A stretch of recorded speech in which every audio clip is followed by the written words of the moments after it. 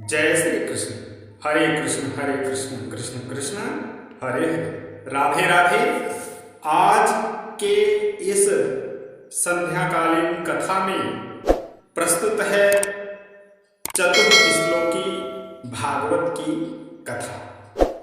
ब्रह्मा जी की निष्कपट तपस्या से प्रसन्न होकर भगवान ने उन्हें अपने रूप का दर्शन कराया और आत्म तत्व के ज्ञान के लिए उन्हें परम सत्य परमार्थ वस्तु का उपदेश किया। यही उपदेश चतुश्लोकी भागवत के नाम से प्रसिद्ध है। जब ब्रह्मा जी अपने जन्म स्थान कमल पर विराजित होकर सृष्टि करने की इच्छा से विचार करने लगे, परंतु जिस ज्ञान दृष्टि की सृष्टि का निर्माण हो सकता था, जिस ज्ञान दृष्टि से सृष्टि की रचना हो सकती थी, वह दृष्टि उन्हें प्राप्त नहीं हुई।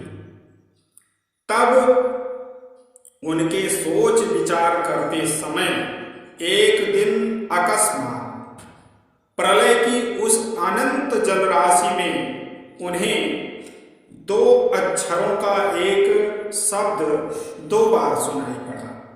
उसका पहला अक्षर तो ता था और दूसरा पा, अर्थात उन्होंने तप तप ऐसा सुना। इसे तप करने के लिए भगवान की आज्ञा मानकर और उसी में अपना परम हित समझकर उन्होंने 1000 दिव्य वर्ष पर्यंत तपस्या की।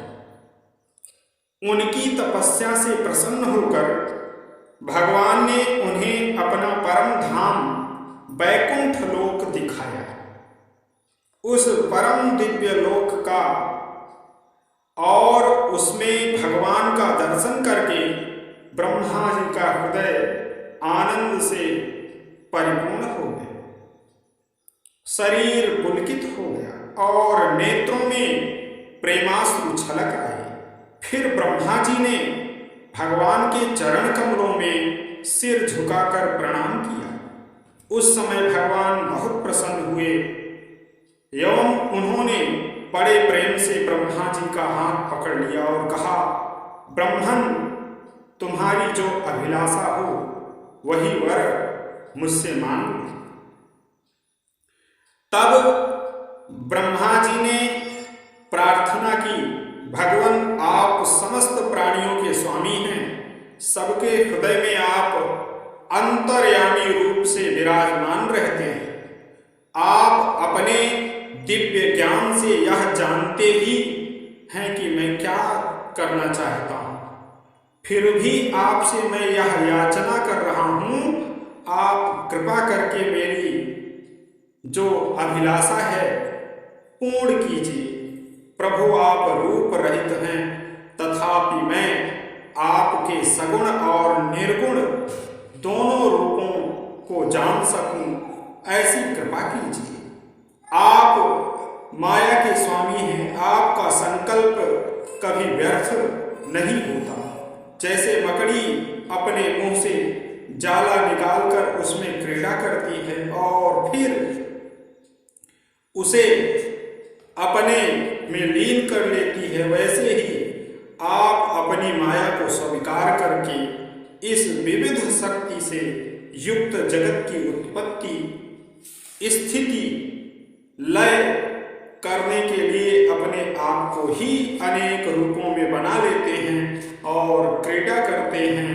इस प्रकार आप कैसे करते हैं, इस मर्म को मैं जान सकूं, ऐसा ज्ञान आप मुझे दीजिए।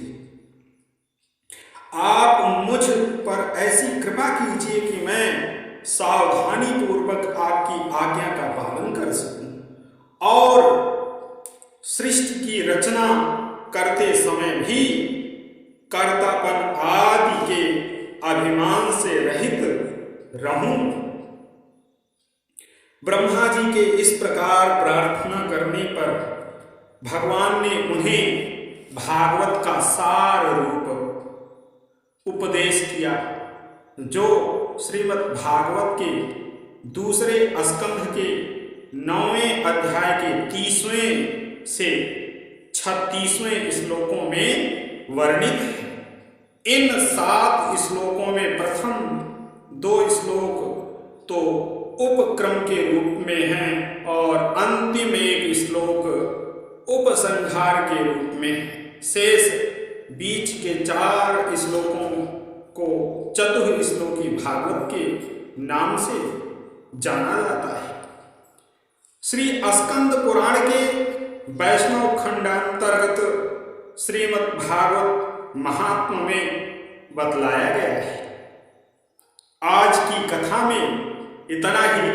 मिलते हैं अगले दिवस की कथा में, तब विस्तृत रूप से श्रीमद् भागवत के इन चतुश्लोकी श्लोकों को हम कथा रूप में आपको बतलाएंगे।